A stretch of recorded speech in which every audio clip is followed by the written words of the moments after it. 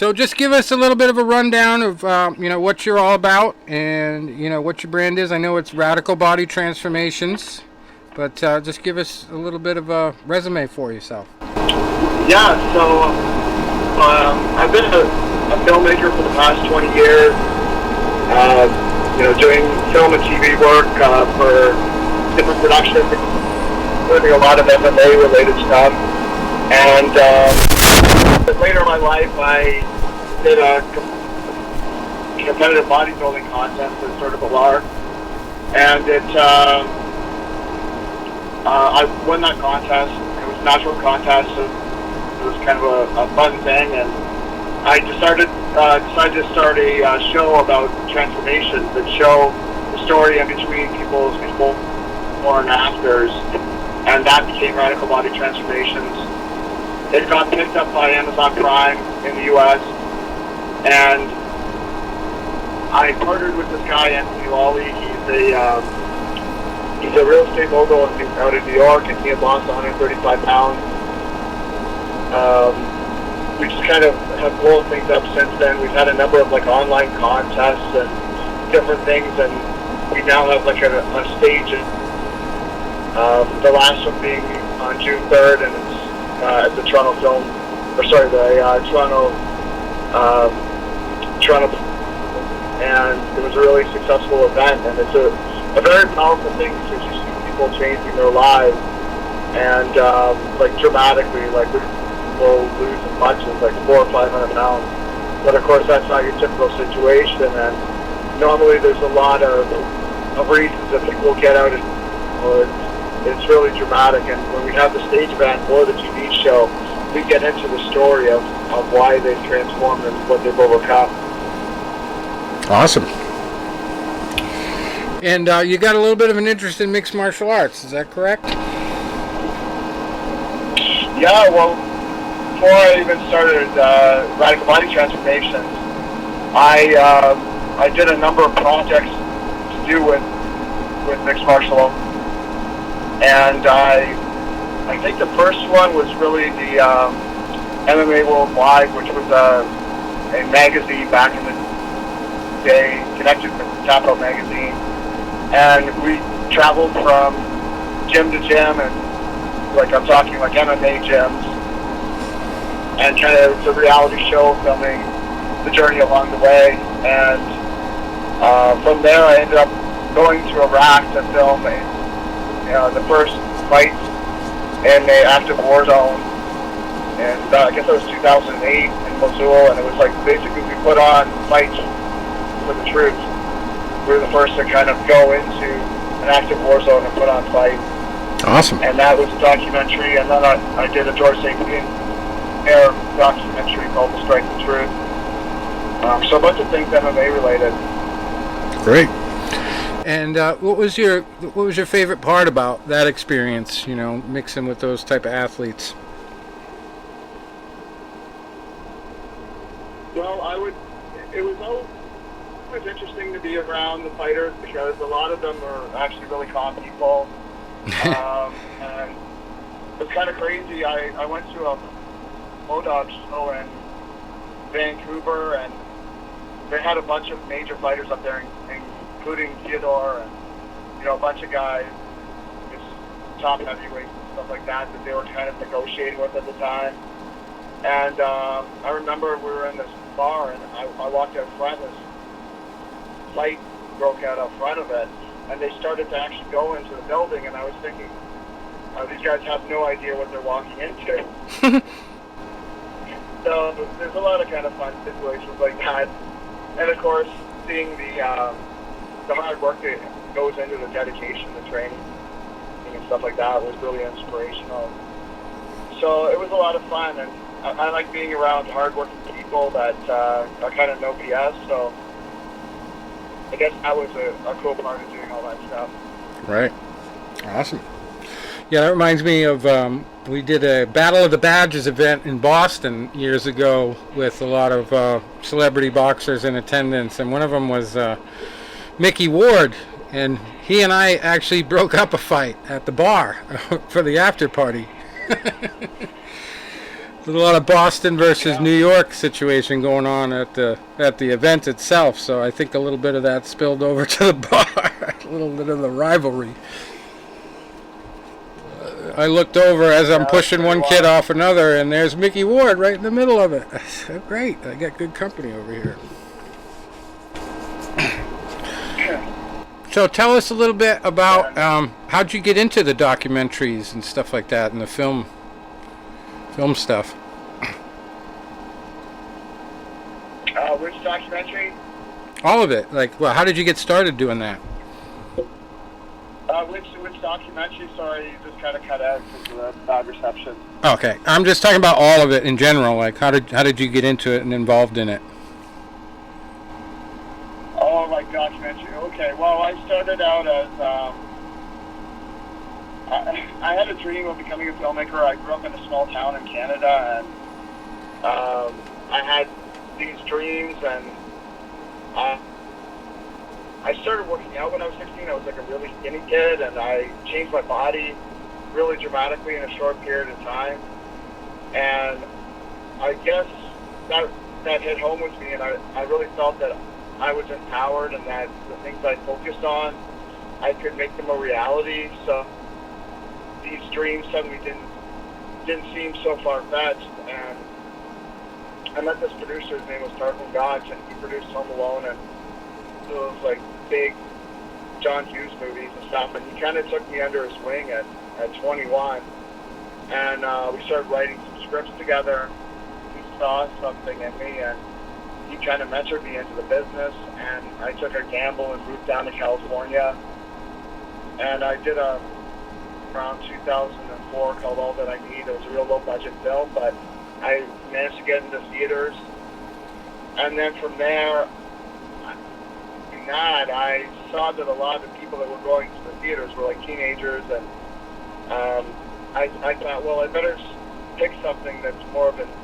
So I felt that it was, at the time, there wasn't anything to do, any films to do with like UFC or anything like that, and I was a big fan thing, and I thought, well, I want to do a movie about this, and that's kind of how I got started with doing documentaries and stuff about MMA. Is I just thought it was exciting and interesting, and there was a fan base there, and it was a lot of fun. It was a lot of fun to do about. Yeah, I can remember back when we started the website, which was like 2006, 2007, I think, somewhere along those years. And what I was struck by... I meant to around 2006. Yeah. What I was amazed by when I first started was the accessibility of the fighters. As far as a pro athlete, there is no other sport where you can get that close to the fighters as an amateur journalist. And it's still like that to some extent. Did you find that same thing? Well, yeah. I mean, back then you had the MMA.TV, the Underground, and everybody was on. Rogan was on there. The fighters were on there. Dana White was posting on there. Oh, yeah. Everybody was kind of connecting. I mean, I actually got a meeting with Dana in like 2006 and stuff, so it was very accessible, and I knew that I thought it should be, because I was a huge fan, but I never knew that it would go as crazy as it ended up going. Yeah, it turns out as the part of the preliminary part of my science investigation back in 2004-ish, the security guy at Science that was dealing with me actually promised me an interview with Dana White if I came out to meet with them in Vegas. But I refused because, I thought I had the goods on the guys. So who knows what would have happened if I had taken that meeting. I don't regret it, though. No regrets. But anyway, do you have any upcoming projects or anything you're working on with the film stuff? Yeah, so I have another stage event in October, on October 7th in Toronto, and it's really cool because there's people that come from all over the U.S. to compete in this transformation thing, and then there's people from other countries that come out even. So it's very cool to have that. And we're working on season 3 of Radical Body Transformation, and some other stuff I have in the works as well. So the transformation thing is really what I'm doing right now, simply because we've got, it's just really crazy stories of people over, you know, very difficult odds. In many ways, it's very similar to the MMA, because it's, you know, covering these wrong, I guess you could say, and seeing people and the human condition and seeing people overcome difficulties. So in this, it's more term thing where people are changing over several months than an individual fight, but it's a very gratifying thing, because, you know, people will say to you, why being part of this, and, you know, there's people that were very unhealthy, and all of a sudden now they can get on their knees and play with stuff like that. So I guess that's what I'm working on right now. Awesome. Have you ever met Diamond Dallas Page, the wrestler? What's that? Have you ever met Diamond Dallas Page, the wrestler? Oh, yeah. I know who you're talking about. Any dealings with them or whatever, but I know what you're talking about, yeah. The DDP Yoga, yeah. We had him on the show probably 6 or 7 years ago now, at least. But it was right around the time where he started that, and one of his first viral videos went absolutely nuts on the interwebs there, and it was about a guy who was walking around with crutches before he started the DDP Yoga. And when I heard about your situation, it made me think of that immediately. And people love to see that. They just love to see that somebody that's down and out and not feeling good can just start slow and make such an incredible turnaround like that. I don't know if you've ever seen the video, but wow, the guy was running at the end of it. Yeah. And well, and seeing these things like up close and personal, it's really wild. I mean, the guy that won the last show, like, we were giving away some pretty cool prizes. Like, we gave this chap, 2000, was a doctor that would give like a loose skin surgery, because a lot of people lose lots of weight. They have to have their excess skin cut. Right. The guy that won it, he lost something like 170 pounds, but he's 63 years old, and he's like jacked now. And, you know, he can play with his grandkids, his all his, like, he had to be on all different types of medications for his health, and he doesn't need it anymore. His blood levels are, and then we've had people that have been addicts, like, on the street. Like, we had one girl that she was homeless for 12 years and addicted, and now she's like completely turned around her life. She gotten off heroin, is a productive member of society. That's she's working in the medical field, like as a nurse assistant. Wow. And she's undergone this transformation, and we have these stories like this. Another girl, she was like sex trafficked, and she was addicted to drugs, and then on drugs, she got into a car accident. Her son, who was in the car, died, and she was charged with manslaughter and went to jail for 8 years, gained weight, was still addicted, got off of all that stuff, completely turned her life around. This is like over and over again. So it's funny because I'll have people come to me and, well, I can't get fit because, you know, I have bad knees, or I have this, or I have that, and it's like, you know, you don't know the stories I've heard. So it's kind of like, sometimes it's demoralizing to them because they want to have an excuse, because they don't want to go through it. Right. But I won't let them have an excuse, because I've heard every single story. I know people that have had way worse knees, and they use the pool and other things to lose the weight. So, you know, there's so with this, anybody can really get fit. Oh yeah, I'm a big fan of some of those weight loss shows they have on like TLC, where the people are like 500 pounds and above, and they have to get down to a certain weight just to get the surgery, where they get the stomach stapling and stuff. And those people, oh my God, some of them tremendous stories. Some people just give up at the end, but I mean, the majority of the ones that they highlight do pretty good with it. Well, I've seen people that don't even have the stomach stapling that lose the weight, and really, like, whether you have that surgery or not, it comes down to you have to change your lifestyle. It's actually very similar to addiction, Right. and it's a difficult thing, but if you get it right, it really changes your life, and you can really see, like, the human body has an incredible ability to recuperate. You know, even if you abuse it,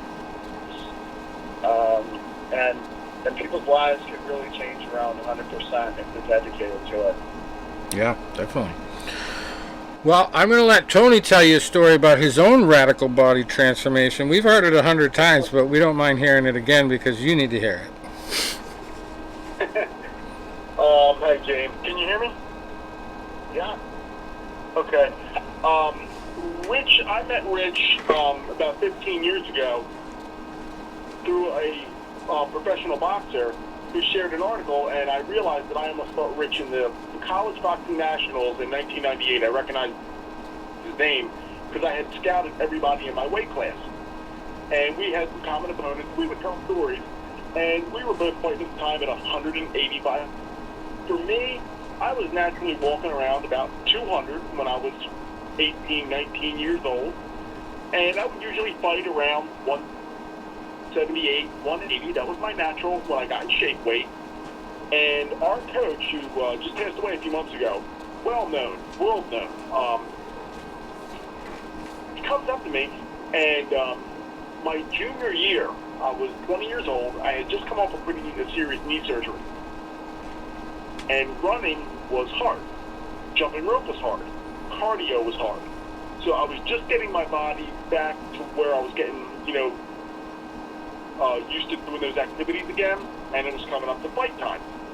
Coach goes, what do you weigh? I started that semester at about 198, 188. He goes, all right, I'm going to put you fight at 190. Okay, that's fine, going to 190. Next week, he's like, what do you weigh? I'm like, about 185. He goes, okay, I'm going to put you fight at heavyweight. I'm like, wait, I lost 3 pounds and I'm moving up a weight class? No, it doesn't make sense, but okay, I put some rocks in my pocket, fought it weeks in a row. What do you weigh this week? 179, coach. I'm going to have you fight at 180. Oh, shit. I'm right where I'm supposed to be. Then we're getting ready for the regionals. Regionals is on a Friday. That Tuesday, we're working out. We're finishing our workout. And he goes, you look like you're getting in pretty good shape. I said, thanks, coach. He goes, what did you weigh out tonight? I'm like around 178-ish. Can you make 165? I started doing some math. Doing some math in my mind. I just finished the workout, so I'm like, I have an empty stomach, and I sweat a lot, So I'm not even at a walking around weight right now, and I'm about 178.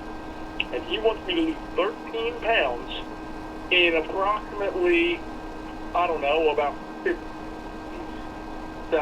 60 hours. And I looked at him, and he looked at me, and I said, let's do it. And for the next 60 plus hours, I drained every morsel that I could get out of my body. We were driving to the weigh-in, and he goes, spit in a cup. I had nothing. I had no spit.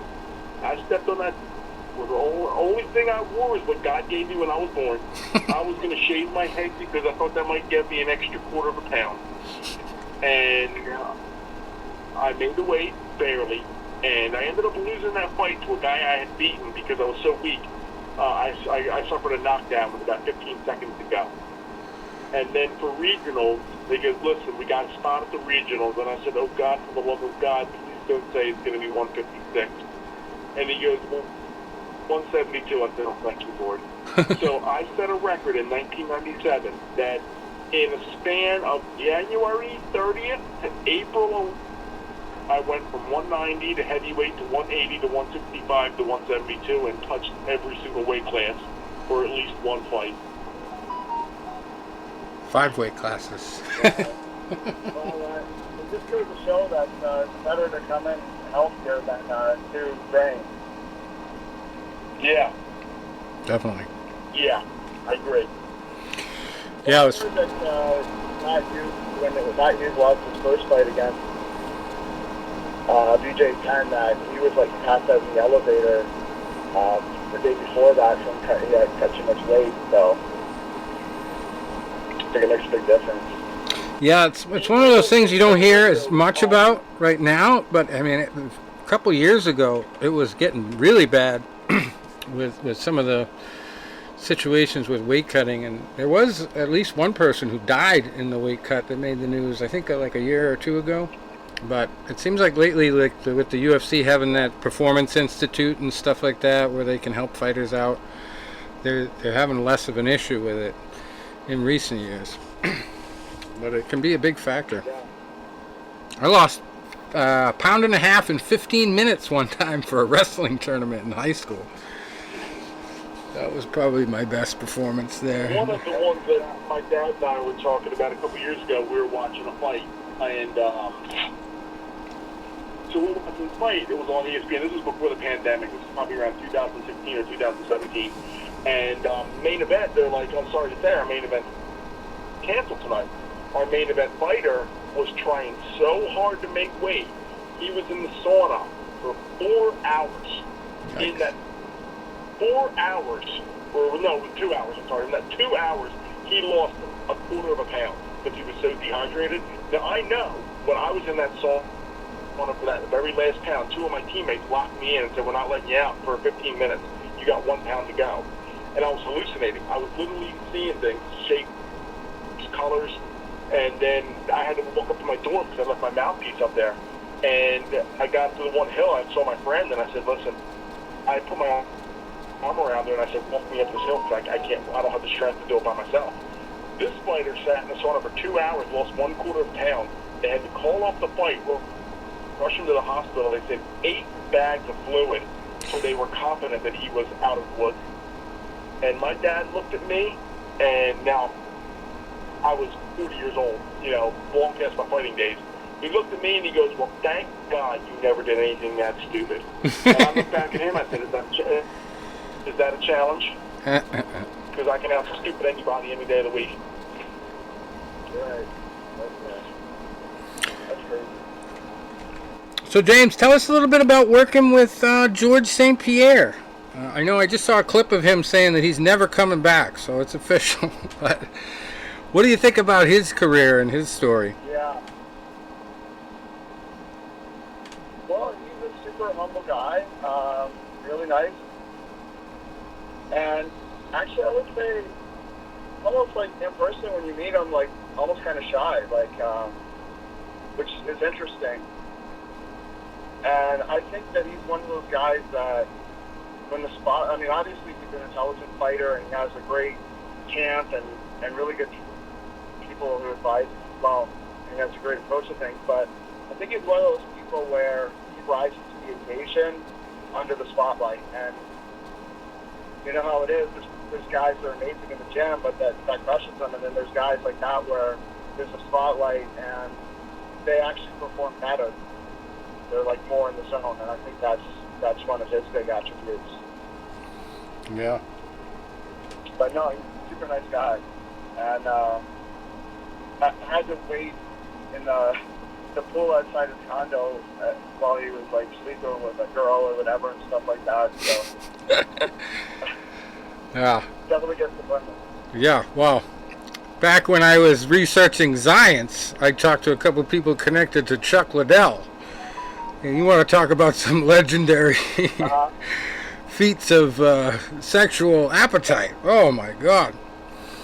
The story with him, the best story I heard about him was, it was kind of funny because later on we had that John Jones story where we realized that they don't test for cocaine, and if you do get busted for cocaine, they're not even allowed to tell anybody. So, like, this was before any of that even was instituted, it was way before any of that stuff, but apparently Chuck Liddell loved the stuff, and he was always with a minimum of 2 girls in his hotel room, and the trainer that used to work with him told me, yeah, that guy never touches Zions. He's never ingested a single scoop of any products, but he was a millionaire sponsor. They were the first sponsor to offer a fighter $1 million for a sponsorship, and it was him. And he factored big into the breakup of the whole company too, because they were trying to keep him on and they couldn't afford it. But some crazy stories there. Yeah, I heard that he used to have like women waiting outside the hotel room, like they wait on. Yeah, he was nuts. Loved it. He settled down now though, but thankfully he retired. Settled down a little bit, but Yeah, I guess they will do that. next thing you know, we'll be seeing on those Nugenics commercials. Yeah. But we actually have saved up his money and we actually have an expert too on that kind of stuff. Tom Paget's on the broadcast here. He writes a lot about the supplements, so I'm sure he might want to ask you about that aspect of the weight loss situation. Sure. Well, James, you brought back a lot of memories with MMA.tv. And that's, I was on back in the late 90s. I mean, that was the ages. And just flashing back on how different things were back then. You know, like I said, you could just reach out. A lot of the fighters would post a few days later, and they'd respond to everyone's post. It was such a different world then. But, yeah, I just wanted to congratulate you on the GS because I watched it, seen it, you know, when it came out. And, you know, hey, what a small world. How cool it is to be talking with the I mean, you really did humanize him. I mean, showed him in a lot of different contexts. And just outstanding job on that. Well, thanks, I appreciate it. And then, did you see it in Vegas when we had the premiere, or when did you see it? No, this was probably 6 months afterwards, I think. Okay. Yeah, well, it's, and, you know, the thing is with that is that David Milazzo as well. And, of course, at the end of it, he comes to the point where he, you know, he ended up coming back to fight, but in entry, he essentially retires because he had lost the fight and he had these anxiety problems. And it's interesting doing these type of films because the stuff you want a lot of times is what people don't want to show. So Yeah. I remember he actually lost the fight, and they were taking him, and then the other producers and stuff, they're like, what do we do? And I said, we go to the hospital and we film him. And he didn't want us to film him, but we insisted, and then he didn't want that scene in the film because I think he thought it made him look weak. And he was really pissed that we had the film, but then when we had this premiere in Vegas, the same weekend there was like MMA awards, and he there, and there was a bunch of fighters and stuff that obviously attended. It was like a red carpet deal. So when he was able to, when that scene came out, and there was afterwards, Ray Safo and all these fighters were saying, like, you know, how that scene touched them and all this stuff, because that's the human. And then he called me up afterwards and thanked me for having the scene in there.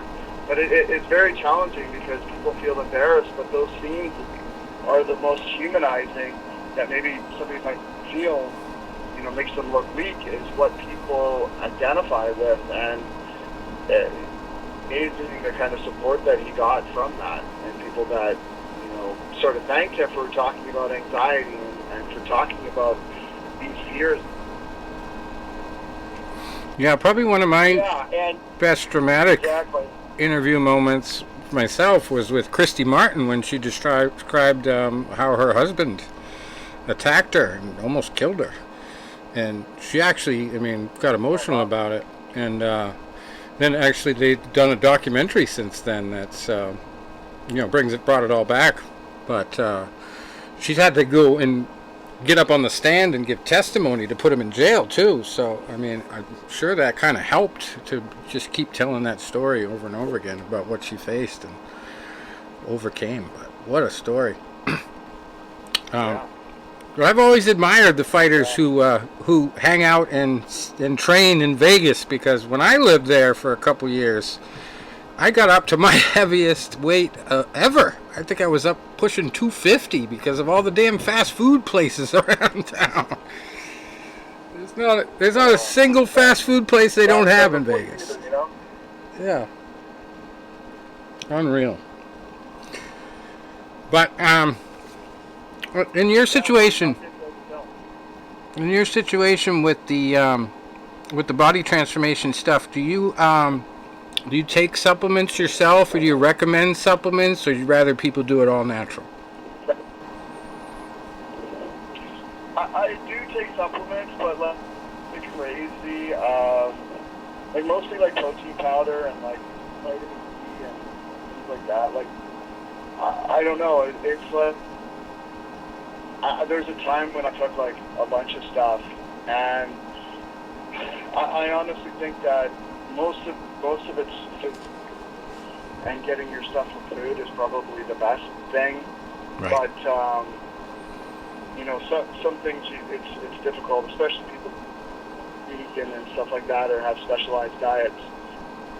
But you know, it's very hard unless it's an actual drug, I think, for something to make a super difference.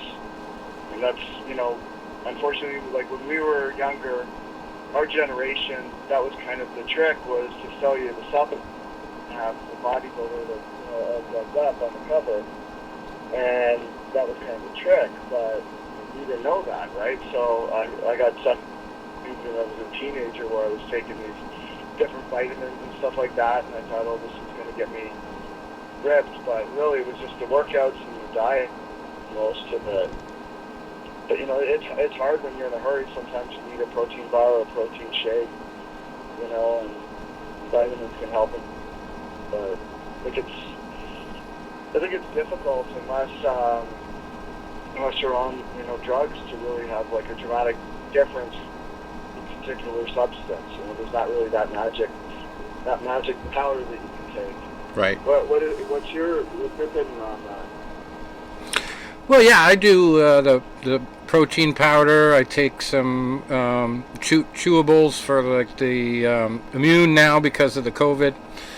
You know, elderberry and stuff like that, and vitamins here and there. But the number one thing that I used to take when I was boxing was chromium picolinate. And my dad had turned me on to that. He just basically told me that it burns fat and builds muscle. And I tried the creatine for a little while when I was coaching boxing, not when I was actually competing. And I took a couple of ripped fuels one time for boxing, but it was like after I pissed, a half an hour later, it was done. Like the effects were gone, so I stopped using that. But that's about all I've used over the years. And I've had good results. I find it's just, you know, the number one thing for weight loss for me is running. You know, you have to run at least a mile a day to really get your weight off when you have a slow metabolism. And I do. So if I don't run, like I could hit the bag for an hour every day, and yeah, I'll get some good muscles, but I'll still have the pot belly. So to get that real stubborn fat off, I think you have to get your heart rate up and get your breath strained, and you know, put in that road work. But everybody has their own way. Yeah. Well, for us, we've kind of found it's the cardio and the weight training and the diet. Because the thing with the training is, you know, you don't want to just be skinny fat, so you want the muscle on there to burn fat as well. And that seems to be kind of the magic formula that works. Right. Yeah, it was kind of funny because, like, the only time I did an organized weightlifting program was football in high school. I did 1 year in freshman year, and then I got away from weights because I had heard some clip where Angelo Dundee, who used to train Ali, said, you know, if you lift too much weights, you shorten your reach.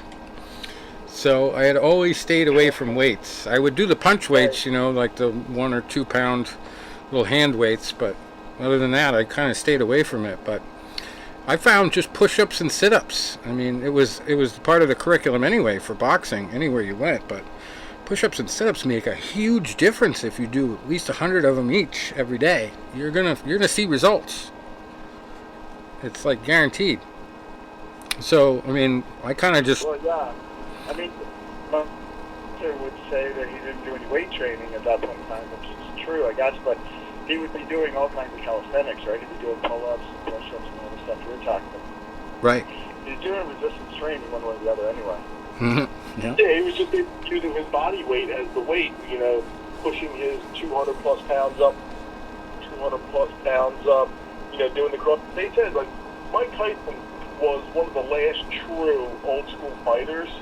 Because they said he'd be getting for a $20 million fight, which is obviously long before the Mayweathers going for the $100 million purses.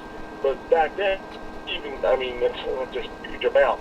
But, like, unheard of back then. Mike Tyson was going to fight Michael Spinks. He was getting $22 million. And he was going, and all he was doing is going into his training camp with a heavy bag, a speed bag, a jump rope, and his own natural body for the resistance. And that was old school. Yeah. That's crazy. Now, James, how do people get involved with this radical body transformation program that you do? Like, is there a website or something like that you can direct people to in a process that you can explain? Yeah, radicalbodytransformations.com, or on Instagram you can write, because I answer that, and it's at Radical Body Transformations. And we have the show you can apply for. We can put you with coaches. Like, we have coaches that seems to be very effective. That's actually over everything. I mean, they create a program for people, like, in terms of, like, training and all of that. But actually having a coach seems to be the most effective in these type of situations, because in many ways, not only are they guiding in terms of the aspects of fitness, but even mentally, like keeping people on task and checking in with people, very important. So we do that, and we have these competitions as well that people can do. Awesome. And from what I read, basically these people show up to the pageant type of atmosphere at the contest that you have the public event for, and they have a before picture, and then they get up on stage and show you what they look like now. Is that how it goes? Yeah, it's different. It's different than like a bodybuilding contest. What happens is that we have their before picture on the big screens, and then we start reading their story, which, as I articulate, and then they walk out, and that's their new body. So that's like the reveal, which is pretty cool, and that's what they're judged.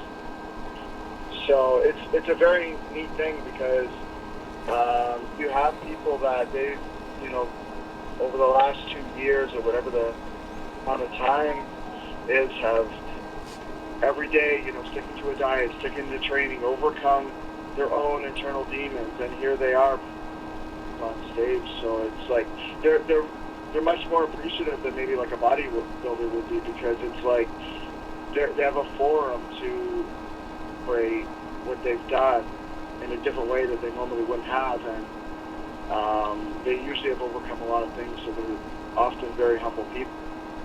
It's really cool to see that. I mean, it may not mean a lot in terms of, like, you may look at a woman and she's still overweight, but she's lost like 100 pounds, and it's like a big deal for her to be able to walk out, and even the fear of like walking out in front of people. Yeah. Well, we had a guy named Sean Jordan on our show, one of the UFC's heavyweights, back when we talked to him, and he was funny because he said, I don't even like to take my shirt off when I go to a pool party, so to go into the octagon without a shirt on was a big thing for him. Even the guys that are healthy and have a little extra weight have that fear of showing themselves in public. Well, we have such an Instagram culture right now that people are looking at filtered people, and they're assuming everybody looks like that. Yeah. All right. Yeah, that's true. That's sad. Nobody's doing natural anymore. Yeah. Well, in terms of me, like, sometimes people will see me in life, and I'm a lot smaller than they expect. Because actually, to be like lean, in terms of like your body fat's low, and you like if you're wearing a shirt or whatever, usually don't look that big, like compared to what I think. So I think that people's perceptions are all off these days, or whatever, of what they expect from people, and you know, anybody can make a change, you know, but you also have to be realistic and not too hard on yourself and beat yourself up. Because a lot of times you can, you know, still have some extra fat and be real. You know, and it's true. It's a lot of times it's the way your body is designed. You know, some people, you know, they'll eat. They'll go to a buffet. They'll break the buffet, eat 6 dishes of ice cream, you know, a whole pie, a cake, drink a 6-pack of beer. They're ripping that. You know, I sniff a pizza and I gain 5 pounds, right? My body has always been thick. You know, it's always looked soft around the middle, but at the same time, you know, I boxed pretty well and I was always in good shape. When I did, I didn't look it. I looked more like I was you know, like a heavier set guy. Oh, he's going to be out of gas in 2 minutes, and I'm running circles around. Another point of we went to a fight card about 6 months ago down in Philadelphia, and brought some of my friends. They watch a lot of fights with me, but they've only gone to a handful of cards. And this 4th or 5th row, great seats, small venue, and we all went out, you know, to like the lobby where we was going to grab a beer. And a fighter walked by that I knew. He trained at my old gym. And I elbowed my one friend, and I said, hey, see this kid here? I said, he's the one that I showed you the clip of that fight ago. And my friend looked at him and goes, dude, he's small. I said, bro, he fights at 118 pounds. I don't think you should be expecting to see Shaquille O'Neal here. What do you think he's going to be? He's 118 pounds. Yeah. Right. Yeah. All right. Well, True. we're getting on in time here. We're almost at the over the 45-minute mark. But you got any final thoughts, or you want to tell people where they can find you online, your social media and all that stuff, James? Well, I having me on, and it brought back a lot of memories. And they can go to James Hergott, HERGOTT.com to go to my website if they want to contact me, or like I said, radicalbodytransformations.com. Awesome. Well, I got banned uh-oh. banned from Instagram because of my nipples. Oh, no. Apparently the AI can't tell between male and female nipples. Oh, my A God. lot of shirtless pictures. Yeah. And it picked it up and like blocked me. So I just. Oh my God, it's ridiculous. Yeah, I hear about all these people getting blocked for all these ridiculous things. The only time I've ever been flagged for anything I posted was on Facebook, and I put it on a meme group called Sarcastic Memes. And it was one of those 2-picture memes, and the top says, I'm disgusted with this group. And it says me, and then it says I'm disgusted with this group. And then it says also me, and it shows the full picture, and the guy has like a boner in his shorts. You know? So it's like saying slyly, like, I really like this group, you know? But they thought it was too sexual when the guy had shorts on, you know? I didn't get a ban over it, though. I just got flagged. I recently got in trouble on Facebook for a comment. A friend of mine that I've known for a decade now was jumping into his pool, either strained or tore his calf muscle. And obviously, I'm not finding joy in my friend getting hurt. He's my friend. But at the same time, we're guys and we bust balls. So whenever we have parties together, we always watch like all the WWE and AEW wrestling shows. And we're all big wrestling fans. And our one friend, his wife is a die-hard fan, and she'll always like tackle this guy and like, you know, put him in a camel clutch or whatever. And we always find, you know, funny, and it's always good fun. So when he says, "Yeah, I really hurt my calf," I said, "Hey, Angie, next time you see Matt, hit him with the AJ Styles calf crusher." There is no threat of violence in that. AJ Styles is a wrestler we all like. That's one of his finishing moves. They said I was threatening violence. and I tried to appeal it. They didn't accept my appeal. And I said, you know, when I wrote the appeal, I said, Matt is a wrestling fan. Matt is my friend. Angela is a wrestling fan. Angela is my friend. We are making a sarcastic comment regarding a wrestling move, which is a form of entertainment. We each stand by our decision. I'm like, you're a bunch of dicks. I got afraid to write something tonight because a friend of mine's working out. I said, hey, man, I got this great drill for boxing, and you hit the bag so many times. I'm like, oh my God, they're going to hit the bag, and you say that I'm threatening an inanimate object by being punched 500 times in a 3-minute time frame. It's possible. I had a coach that she said in a public comment, "I'm going to kick your ass" to her husband over something like, and she got banned for like a week. Yeah. You know what got me banned one time? I took a 3-day ban in 2017 for videos I posted in 2012 and 2014 respectively. So they waited almost 3 years. Yeah, I've been noticing that. They like find stuff like years old to get you on sometimes. The one they said, the one they said to me, they said, well, you can't post this because it's a license thing, and the performer is not getting paid for this. Well, first of all, I was the performer. I was singing karaoke. And second of all, I don't think Elvis is going to rise from the grave and demand his royalties. He's the number one dead celebrity in earnings. Christmas. He's got the most. Anyway. So, James, if you have any press releases or anything to promote, be sure to shoot those over to my email, and I'll get them on the Fight News Unlimited website, too. Oh, sure. I really appreciate that. Yeah, no problem. And we love talking to you. We'll definitely keep you in mind. We'll wait maybe a year or two and see if we can get you back on to talk about your progress, because I love this story about what you're doing, and I definitely think it's just going to grow and get better and better. So I'm glad you figured out this was a big thing, and that you're inspiring a lot of people with this. It sounds like it's a real labor of love for you. Yeah, well, I mean, it's not every day that you can do something and have the reward, and not just financially, but have the reward of somebody saying like, this is changed my life, and I used to be like this, and I was depressed, and I was overweight, and now I have I can do this and I can do that, and it's super humbling to be part of that, and you feel like you're making the world a little bit better rather than a little bit worse. So yeah. Yeah, I worry about that every now and then. I'm running a Fight News website. I'm promoting violence. I kind of feel like sometimes it's not the best thing I could be doing, but I just have such a passion for fighting. I look at it like, these people are facing their worst fear. Everybody's worst fear is either public speaking or getting in a fight.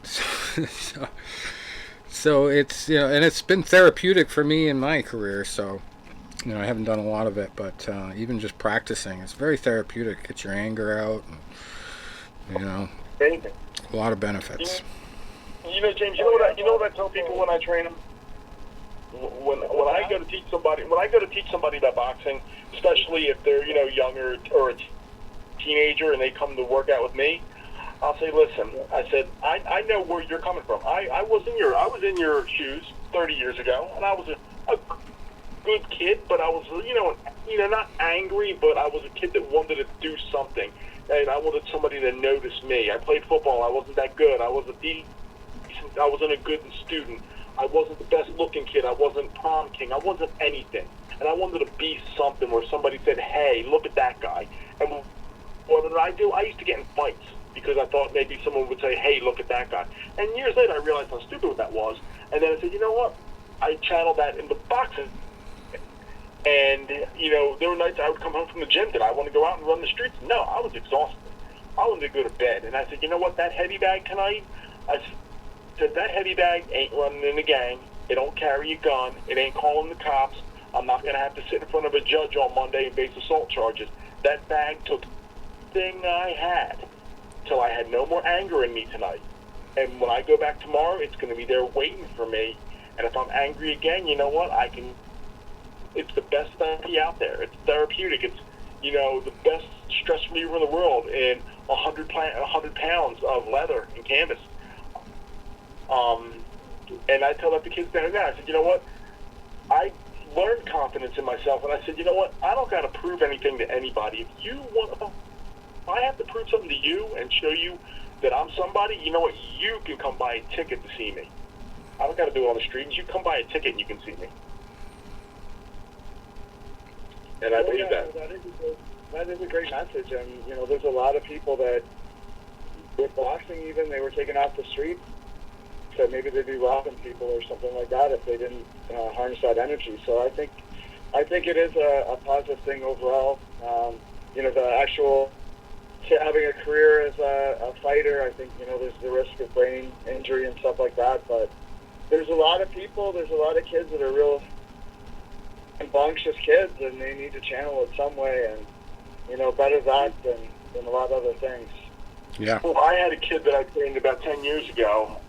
Mom saw me. I was at a local business that I frequented, and one day she sat there and she had two twins, boys. They were around 16, and the one boy had been left back in school, so his brother was always ahead of him, and he had an inferiority complex, and he wanted something, to make himself feel positive, And the one that she goes, I would love to get Jeff into boxing. She goes, not that cardio boxing and not kickboxing or none of that. Not jiu-jitsu, old school boxing, but I don't know where to take them. And the one woman that worked there, she goes, Tony, they come full time. She goes, oh, the real funny guy, the guy that came in here dressed up as Halloween is Dennis Rodman. And she goes, yeah, that guy. He's a former two-time All-American, and he's a trainer, right? And came to me, and I looked at him the first time, and you could see he barely wanted to say a word. He was so bashful, and I could tell he had no self-esteem. And I said, you know what, Bob? He was calling me up saying, hey, Toad, did you watch that fight on TV tonight? I saw that one thing you were teaching me, and I saw how that guy did it, and he knocked that guy out, and it was so cool. And I still communicate with him from time to time. He never took a fight. I told him if he wanted to, I would get him some sparring, and we could eventually do it, but he never out. He just wanted to feel some confidence. And, James, before I let you go, the last thing I'll say is a few months ago, I went up to my alma mater, done the 5 weight classes, and I went up as a guest coach. And we were standing in the one ring in the gym, which was a ring gotten out of the local state penitentiary, because our coach, who was my assistant coach back then, was one of the athletic directors of the state prison. Back when I was in school and he was doing that, they used to bring us students in to spar with the inmates. That was not enjoyable. And the inmates used to hell out of us. And I know because I got my ass kicked. And the first time that happened, I was 18 years old. And I looked at these kids and I said, guys, this might not be the exact happened, but I'm going to tell you a story of Rocky State. And the coach says, no, Tony, that is the exact ring. I said, well, guys, I want you to walk in this corner right here. This neutral corner right here. I was 18 years old. The guy that I was in there with looked like he could scare Mike Tyson. And I said, he sensed like that I was scared, and he jumped on me, and he was beating on me. And it was like the whole world was crumbling on me. And I kept looking over at my corner, praying they would throw the towel. And the coach said, no, there's still left in you. I didn't think there was. But he believed in me. And I remember in that corner, and it felt like 6 bloods were landing on me in succession. And I said, man, I'm just gonna give up. And I started slumping down towards the canvas, and I could have that mental vision of everybody that I was letting down, family, some long since were gone, but I could feel them. And I said, you know what? No, I can't let them down. I can't. Throw your best left hook, and I threw it. And I said, if it was a Rocky movie, this is where I score the knockdown, or I cut him open and I go on the offensive. I think I hit him on the shoulder, but I gained his respect, showing that I had. You know what he said to me afterwards? He goes, you know what, kid? I tested you, and you got hard. And I told those guys, I said, listen, in this very corner right here where I'm standing, in 1994, go down and be a quitter or stand up and fight back. And if I didn't stand up and fight back, I don't know where my life would be today. Yeah, no, it's an important statement, and there's a lot of fighters that have bullied us children and stuff like. That's why they went into martial arts or whatever it was. So I do think it's an admirable thing that you guys do. Awesome. Well, it was great connecting with you, and I really appreciate it, guys. It's been a blast. we will keep in touch for sure. Awesome. Awesome stuff. Awesome. Enjoyed it, guys. Keep up the good work. Have a great evening. Thank you very much, James. You too. Thank you. Take care, guys. You too. Yeah.